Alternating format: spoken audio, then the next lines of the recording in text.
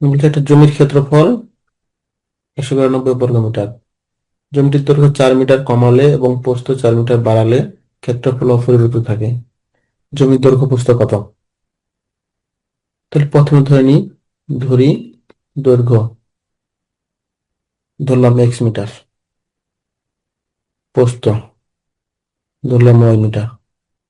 তাহলে প্রথম ক্ষেত্রে বলছে কি xy সমান 192, এটা দিলাম 1। এটা শর্ত মতো লিখতে পারি বা প্রশ্ন মতো লিখতে পারি। দ্বিতীয় দৈর্ঘ্য 4 মিটার কমালে, তাহলে দ্বিতীয় শর্ত মতে তাহলে x-4, প্রস্থ 4 মিটার বাড়ালে y+4, ক্ষেত্রফল অপরিবর্তিত থাকে। এই দুটো ক্যালকুলেশন করলে হয়ে যাবে।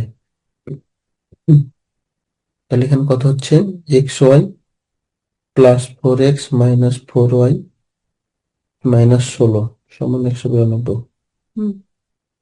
তাহলে x এর মানটা আমরা এখান থেকে বসাইতে পারবো 192 প্লাস এখানে কি থাকলো 4x-4y, 16টাকে এদিক পাঠাইতে পারি, না পাঠালে নাই।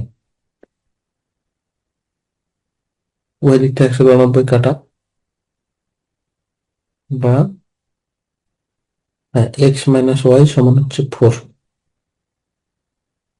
এখন এখান থেকে আরেকটু কাজ করি, x সমান y+4।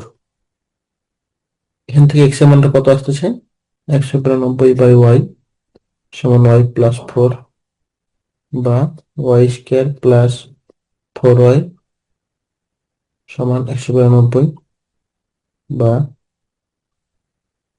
y² + 4y - 192 সমান 0। তাহলে y² + 16y - 12y - 192 সমান 0।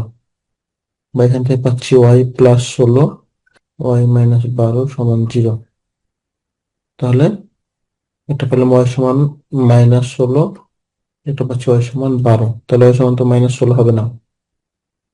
তাহলে আমি প্রস্থ পেয়ে গেলাম কত? অতএব প্রস্থ হচ্ছে 12 মিটার। এখন দৈর্ঘ্য তাহলে 192/12 সমান 16 মিটার। দুটো অ্যান্সার পেয়ে গেলাম। প্রস্থ 12 মিটার, দৈর্ঘ্য 16 মিটার।